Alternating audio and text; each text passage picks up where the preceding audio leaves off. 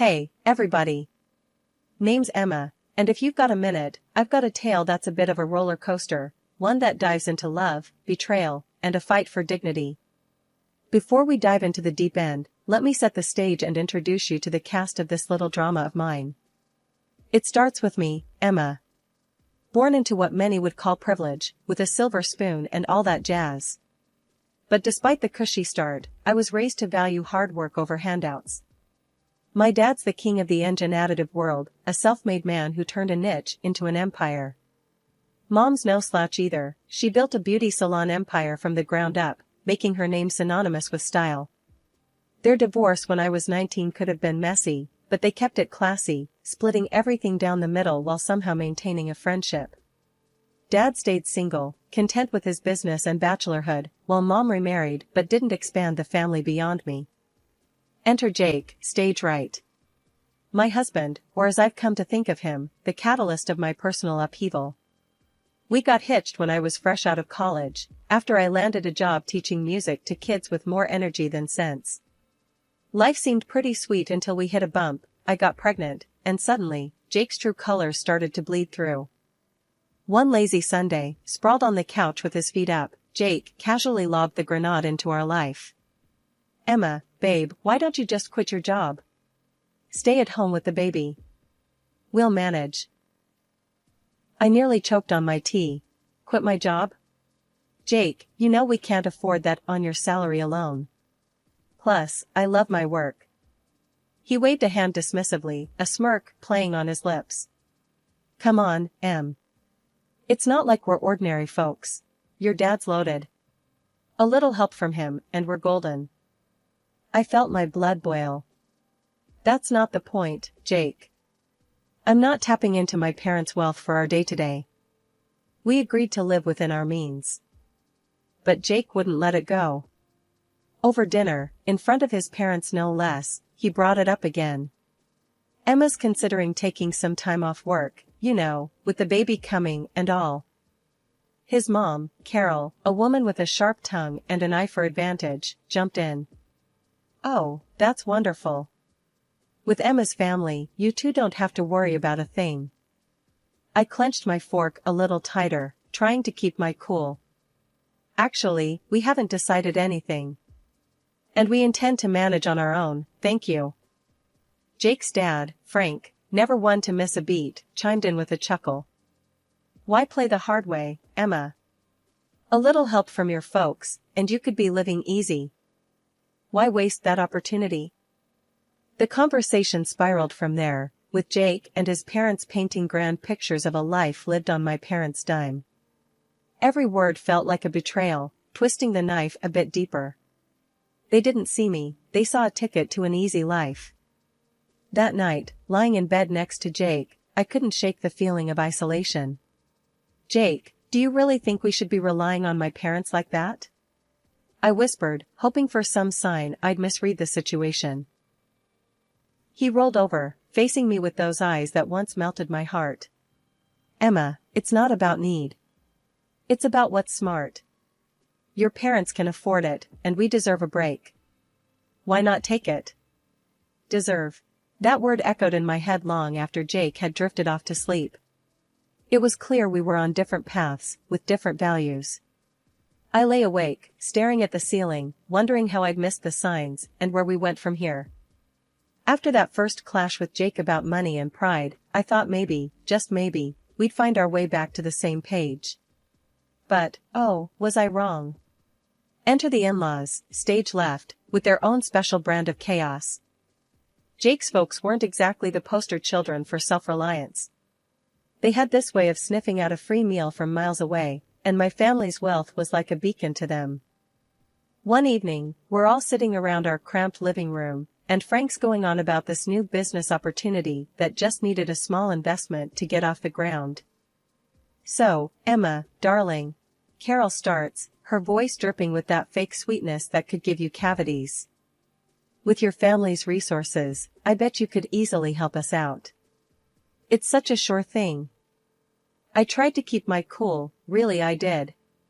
Carol, Frank, I've told you before, we're managing our finances independently. My parents' money isn't part of this equation. But Frank, oh, he's got the persistence of a door-to-door salesman. Come on, Emma. It's not like you'd feel it. What's a few thousand to your dad? He probably spends that on golf in a weekend. The audacity floored me. Here they were, sitting in our home, eating our food, and they had the guts to treat my family's hard-earned money like it was theirs for the taking. Jake tries to play mediator. Maybe they have a point. It's just a loan, right? We could help out family. Family? I nearly choked on the word. Jake, when did we decide it's our job to bankroll your parents' dreams? The room went ice cold. Carol, not one to let a moment of drama go by unexploited, piped up. Well, I never. Here we thought family helped each other out. But if you're going to be stingy. Stingy? Now, I was seeing red. Working for what you have isn't being stingy, Carol. It's called being responsible. Maybe you should try it sometime. Frank tried to smooth things over, but the damage was done. Look, Emma, no need to get upset. We're just talking here. Talking, right. I couldn't hide my sarcasm. Seems like all we ever do is talk about how my family can solve your problems. That night, after they finally left, with Jake apologizing for his parents' misunderstanding, I lay awake, staring at the ceiling. It wasn't just a misunderstanding. It was a full-on invasion of our lives by two people who saw me not as a daughter-in-law, but as a walking, talking ATM. After our little Lily came into this world, life took a turn I didn't quite expect. You'd think the arrival of a grandchild would bring out the best in people, right? Well, not so much with Jake's folks. They showed up at the hospital with what had to be the cheapest onesie from the discount bin. It still had the clearance sticker on it. But when my folks came through with a beautiful hand-knit blanket and some top-notch baby gear, you'd have thought World War III was about to break out in that hospital room. Wow, really laying it on thick, aren't they? Carol quipped, eyeing the gifts with a mix of disdain and envy. Must be nice to just throw money around. Bet they could have just gotten you a house, instead of all this fluff. Jake chimed in with a chuckle. Yeah, Mom's got a point, Em. Your folks sure don't hold back. A house might have been more practical, huh? My heart sank. Here I was, holding our newborn, and all they could talk about was how my parents should have spent their money. It stung, hearing Jake echo his mom's words. Was our daughter just a dollar sign to them? I tried to keep the peace, biting back my growing anger. Well, it's not about the price tag, right? It's the thought that counts. But Frank wasn't about to let it go. Oh, sure. But when you think about it, a nice little investment in property, now, that's a gift that keeps on giving. The ride home from the hospital was tense. Jake tried to smooth things over, saying his parents were just old-fashioned and didn't mean anything by it. But the seed was planted. Doubt started creeping in about why Jake really married me. Was it love, or was my family's bank account the main attraction? A few weeks later, during one of their unsolicited visits, Carol brought it up again. We were all crammed in our living room, Lily fussing in my arms, and Carol couldn't resist a jab at the new stroller my mom had bought us. Must be nice, having your folks shower Lily with all these expensive toys and gadgets. Though, a contribution to a house fund would have been more useful, don't you think, she said, her voice dripping with that passive-aggressive tone I'd come to dread. Jake, sitting beside his mom, nodded. Actually, babe, we've been talking. Maybe your parents could help us out with a down payment instead of more baby stuff. Makes sense, right? I was floored. Not only were Jake's parents relentless, but now Jake was on board with turning our daughter's birth into a bargaining chip for financial gain. It felt like I was living in some twisted reality where love and family meant less than material wealth. Is that what this is about for you, Jake? Using my parents for money? I couldn't hide the hurt in my voice. I thought we were in this together, for better or worse, not for richer or poorer. Jake looked taken aback, but Carol just sniffed. Well, when your wife's parents are rich, it's only practical to think about these things. After they finally left, I lay awake, staring at the ceiling, Lily asleep beside me. The realization hit me hard.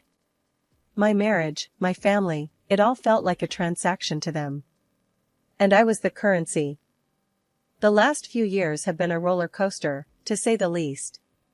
Lily's grown into a fiery little 3-year-old, full of life and laughter. But life threw us some curveballs that I never saw coming.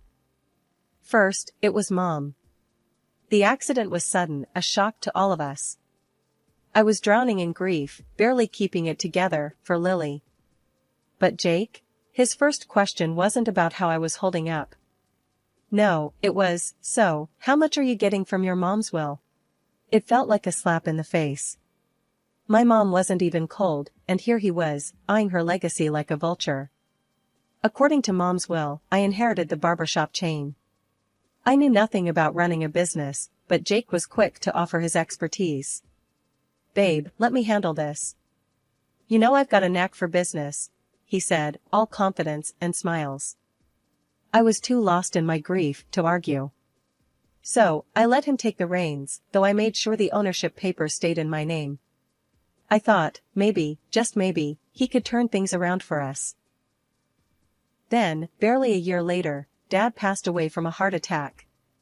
Losing both my parents in such a short time broke something in me. I needed Jake more than ever, but all he could talk about was what we'd inherit from Dad. The day after Dad's death, Jake's parents came over. I expected maybe a shred of decency, a moment of respect for my loss. But no, they dove straight into speculations about Dad's wealth. So, Emma, must be a hefty sum coming your way, huh? Frank said, barely able to contain his glee. I saw red. Can you not? For once, just stop talking about money. I shouted, the words exploding out of me like shrapnel. Carol put on her best offended face. Well, I never. We're just concerned about the family's future. No need to be rude. Jake tried to play peacemaker, as always. They're just curious. It's a big deal, you know? A big deal? I echoed, my voice rising. My parents are gone, Jake. And all you and your parents can think about is cashing in? Is that all I am to you? A bank? The room fell silent. The tension was thick enough to cut with a knife. Jake looked at me, then at his parents, and mumbled some half-hearted apology. But the damage was done. I couldn't stand the sight of them, their greed, their complete lack of empathy. Get out, I said, my voice steady, but cold. They left, Carol muttering under her breath, Frank with a scowl. Jake lingered, trying to justify his parents' behavior. But I was done listening. 2 days after my dad died, Jake comes bouncing through the doorway earlier than usual. Babe, I've got awesome news. He beams at me, barely containing his excitement. I've struck a deal to sell the hairdresser chain. Can you believe it? My jaw nearly hit the floor. What? You did what without even asking me? I was fuming, feeling a mix of betrayal and disbelief. Before we could really dive into it, his folks showed up, ready to party like we'd hit the jackpot. They brought in this feast from some fancy restaurant and a bunch of brochures that screamed high roller. Carol was all smiles, waving those brochures in my face. Guess what, honey?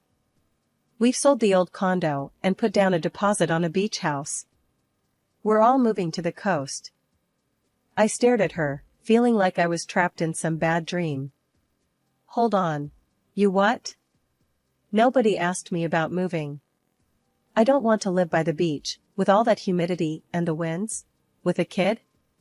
Are you out of your mind? Carol just waved off my concerns like I was talking about the weather.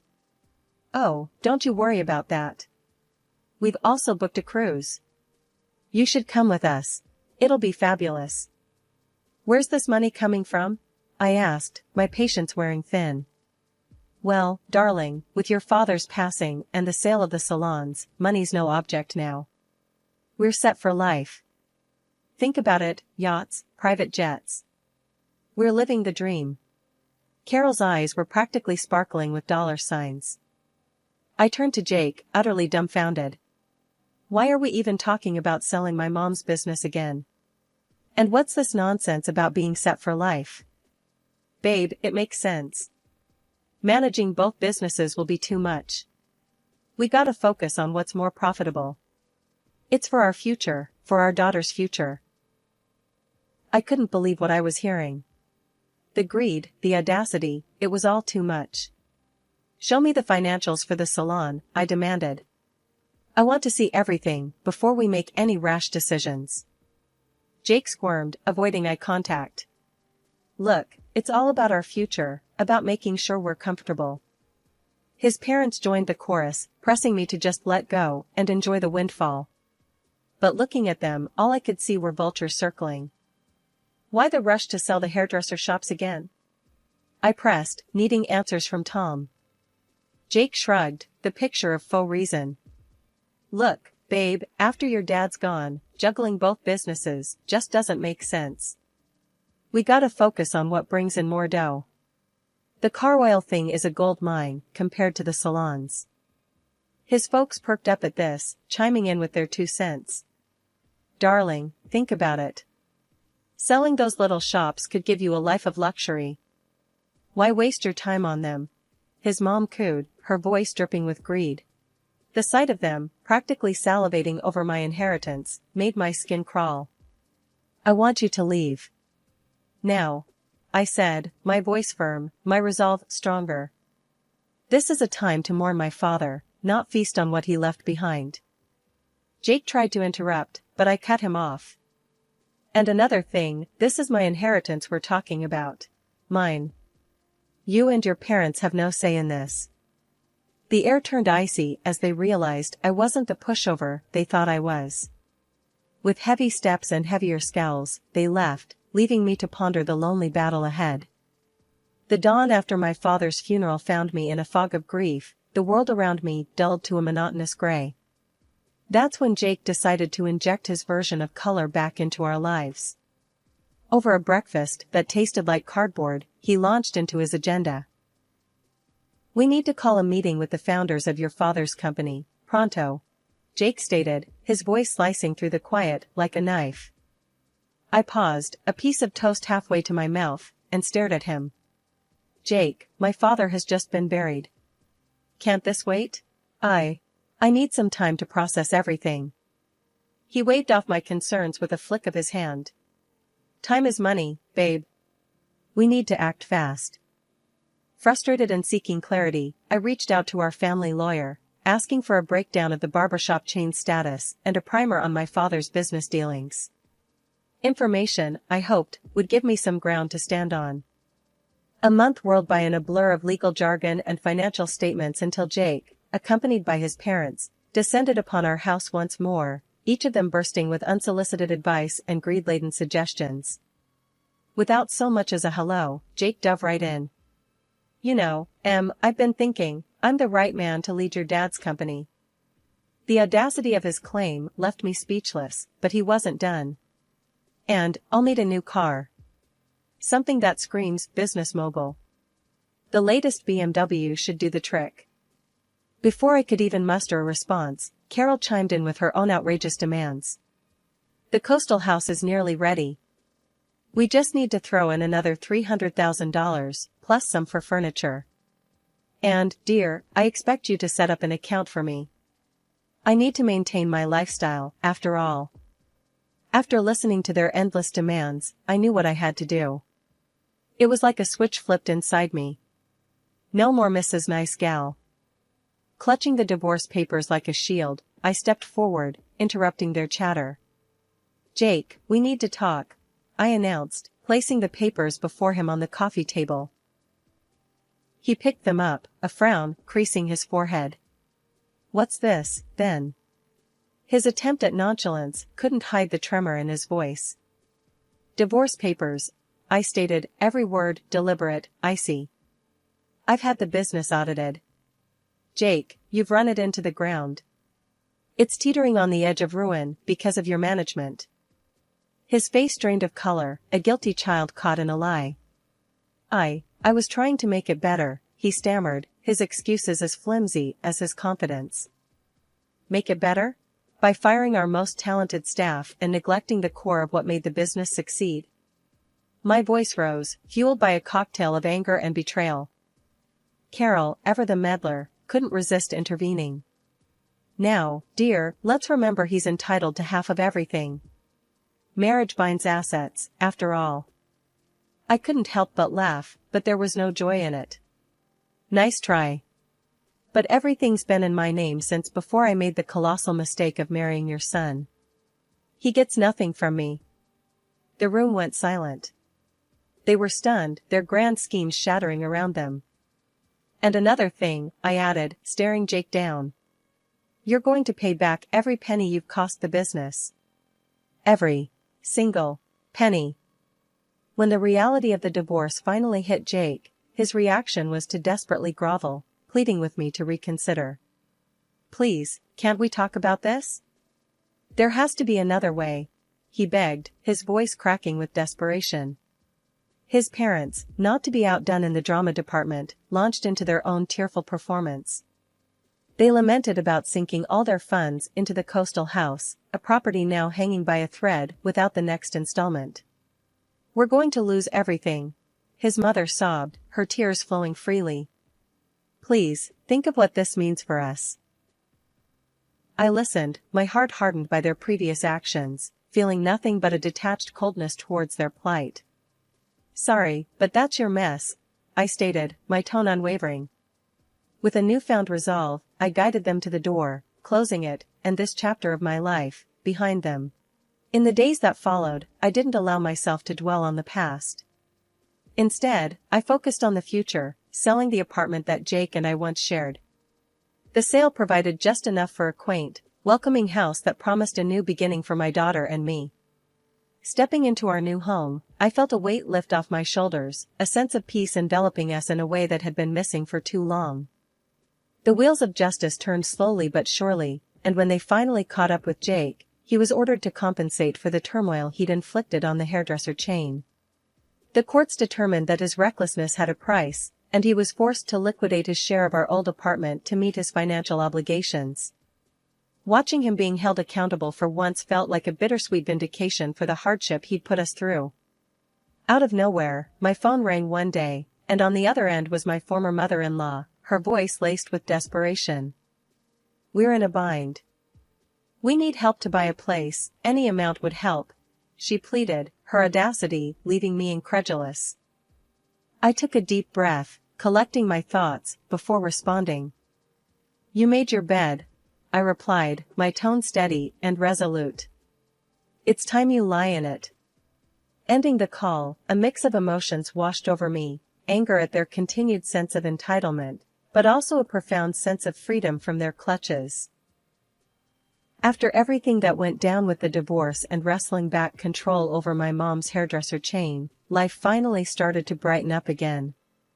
It was a tough climb, but gradually, the salons began to find their old spark. Bringing back those top stylists we'd lost felt like a victory parade. Watching them walk back through those doors, ready to bring their magic back to our chairs, it was like watching the place come alive again. Turns out, I was more cut out for the business world than I'd ever imagined. Each day was a new lesson, a new surprise about what I could achieve. If it hadn't been for being cornered by life's cruel twists, I might never have uncovered this side of me. Handling my dad's car oil business was another mountain to climb. For now, I decided to bring in a manager to steer the ship while I got my bearings. It's all yours for now, but keep me in the loop, I told him, making it clear I was still in charge. Once Lily's old enough, maybe around 20, I'm thinking of passing it to her if she's interested. I want her to have options, to choose her path. Meanwhile, I'm dipping my toes into it, learning the ropes. Our new home, just me and Lily, was a haven of peace, a world away from the turmoil we'd left behind. It was small, sure, but it was ours, a place where we could grow, heal, and build something new. Every corner filled with laughter, every nook cradling a memory we were making together. Out in the garden, Lily's laughter was a balm to my soul. "Mommy, when I grow up, I want to be just like you," she'd say, her eyes alight with wonder and admiration. "You're going to be even more amazing," I'd respond, pulling her into a hug. I knew, deep down, that we were on the brink of something wonderful. Together, we were unstoppable, ready to meet whatever the future held with open arms and hopeful hearts.